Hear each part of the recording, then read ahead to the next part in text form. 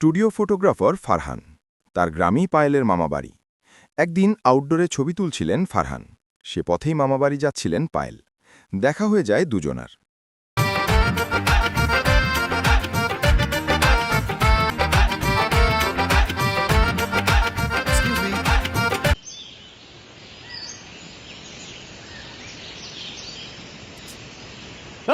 স্টুডিওটা খাইলে দেন কে? চামচ ছিল না, চামচ দিছেন, চামচ খাওয়া শুরু করছে। স্টুডিও করতে নাইলো। দেখেন না দেখা আছে রূপসী স্টুডিও। রূপ থাকলে ধরে দিব, না থাকলে গড়ে দিব। কেন আপনি কি করেন? আপনি যদি খুশি হবেন আমি এই জায়গায় ফটোগ্রাফার ক্যামেরাম্যান। মানে আপনি ছবি তোলেন, ফটোগ্রাফার, স্টাইলিশ ছবি তোলেন, সব নায়ক নায়িকার এই গ্ল্যামার ছবি টবি তুলছেন? দেখেন না মালটারে কি বানাই দিছি। তো আপনার কেন মনে হলো যে আমি আপনার স্টুডিওতে যাবো? চেহারার মধ্যে একটা নায়িকা ফিল আছে, খালি ক্যামেরা দিয়ে একবার বন্দি করে। তো পরে তিলটা কি অরিজিনাল নাকি লাগাইছেন? এক্সকিউজ মি, এটা চেহারা, আর এই যে যেটা দেখতেছেন এটা তো হচ্ছে অরিজিনাল তিল। রঙের চেয়ে রং বেশি। শুনেন, এখানে তো আপনার স্টুডিও ঠিকানা মিকানা সব দেওয়া আছে, তাই না? মামি বাড়িতে এসি, থাকবো এখানে। আইয়েন সাজগোজ দিয়ে আইয়েন। কেমন কি দেখে মনে হতেছে সাজগো ছাড়া আছে? এমনি নাসার বুড়ি আর দিছি ডলার বাড়ি। তো আপনার স্টুডিওতে ছবি তুলতে হলে কয় টাকা লাগবো? 100 কত? ফ্রি। আসবো না সেই জায়গায় দেখবো না কেমন ছবি তোলেন। লোক থাকলে ধরে দিব, না থাকলে গড়ে দেব। মডেল হবেন, হবেন ছবির নায়িকা, এ স্বপ্ন তাড়িয়ে বেড়ায় পায়েলকে। সুন্দর আছে একদিন তো? ছবি তুলতে যান সেই রূপ স্টুডিওতে। থাকলে ধরে দিব, না থাকলে করে দিব। কোন তো আমার রূপ ধরা লাগবো না গড়া লাগবো, কোনটা? হালকা ধরবো, হালকা করবো। আমার রূপ ধরাই আছে, আর নতুন করে গড়ারও কিছু নাই। আমি শুধু আপনার টেস্ট করে দেখলাম যে আপনি কি বুঝেন। আমার ছবি খুব সুন্দর করে তুলতে হইব, একদম নায়িকার মতো যাতে হয়। আর এই ছবি দেখে কোনো পোলা যাতে প্রথম দেখায় আমার প্রেম কইরা যায়। প্রেম করে সময় নষ্ট করে পাড়া গুলায়। সংসার করতে হবে রে, সংসার করতে হবে। বলেন কোথায় দাঁড়াবো, কোথায় সুন্দর ছবি আসবে বলেন? সমুদ্রে, পাহাড়ে, সমুদ্র, পাহাড়, বাগান, এগুলো কি বাড়ি ঘরের কথা? যাওয়ার সাথে খোঁজ আছে না? পিছনে পাহাড়, সামনে সমুদ্র, আর এই যে বাগান। কই যাবেন কম? সমুদ্রে ছবি তুলবো। যাওয়া যাবে না, সমুদ্র বড় বড় ঢেউ, আগুন না। তাহলে আর কই যাবো? আপনার এই বাগানে ছবি তুলেন, কিন্তু আমারে ফোকাস করেন, বেশি করে সুন্দর করে ছবি তুলেন, ঠিক আছে?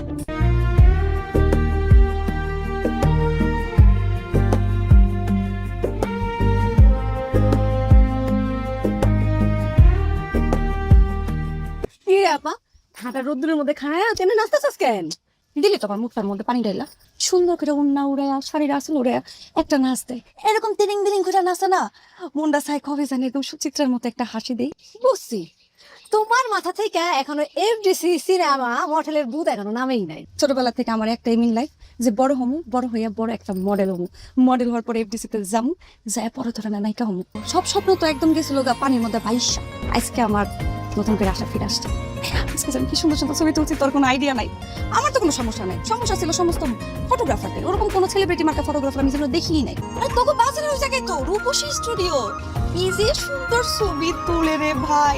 কি রে মামা, তো তোমার চেহারা দেখে তো মনে হইতেছে তুমি আর প্রেমে পড়ে গেছো। আর দূর, সব প্রেমে টেমে পড়ার টাইম আছে? একটু লাইট করার চেষ্টা করছে, কিন্তু বুঝছ না আমারে, আমি তো আছি আমার মডেলিং নিয়ে। সুন্দর করে ছবি তুলে দিচ্ছে, এই ছবি ভালো হলে আরো কয়েকটা ছবি তুলে যাবো ভাবছি।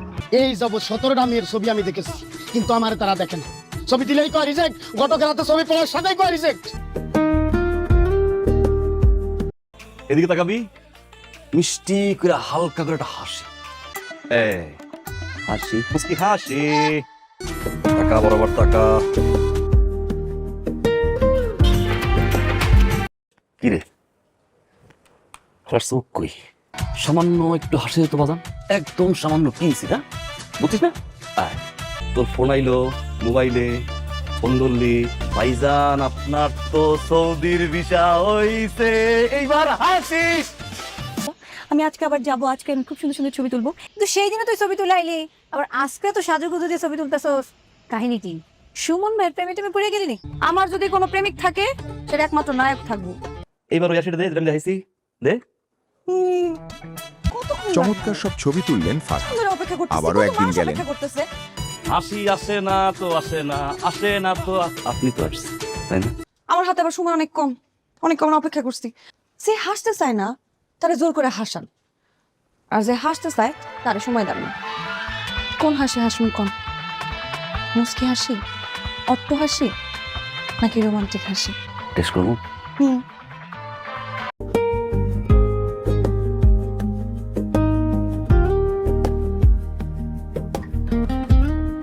একটাবার জানতে চাইছেন এই ছবিগুলো কে তুলছে? আসলে তো ছবিগুলো আবার কে তুলছে? এই সব কটা ছবি এই জায়গায় আমি তুলছি। আমি না বুঝতেই পারিনি আপনি এত বড় ফটোগ্রাফার।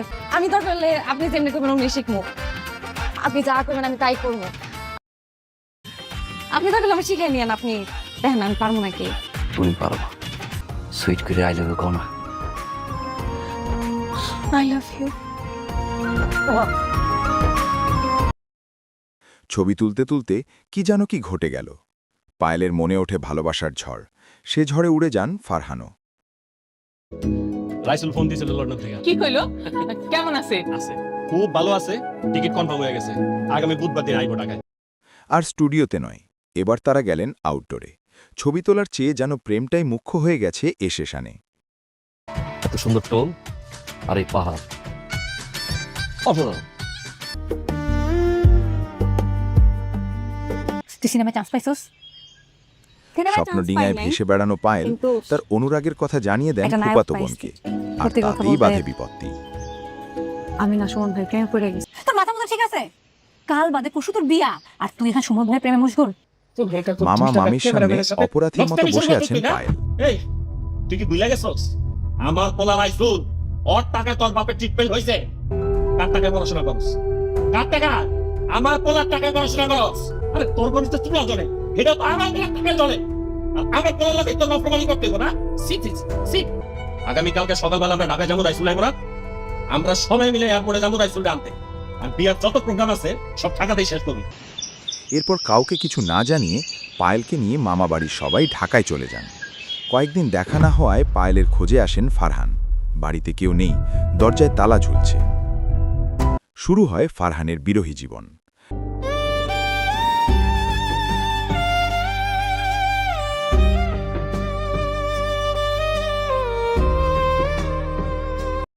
ঠিক তার মাসখানেক পর হঠাৎ সুমন, কেমন আছো? আসি ভালো ভাই, কবে এলেন? আসছি, অনেকদিন হইল। বিয়ে করে ফেলছি। এই তোমার ভাবি ঢাকায় একটা অনুষ্ঠান করছি, এখানেও একটা অনুষ্ঠান করব। তুমি অবশ্যই আসবা কিন্তু। তো চলো তোমার স্টুডিও থেকে একটা ছবি তুলে আসি, আমি আর আমার ওয়াইফ।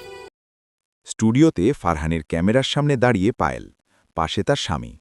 এই মুহূর্তটার জন্য কি তিনি অপেক্ষা করেছিলেন কখনো?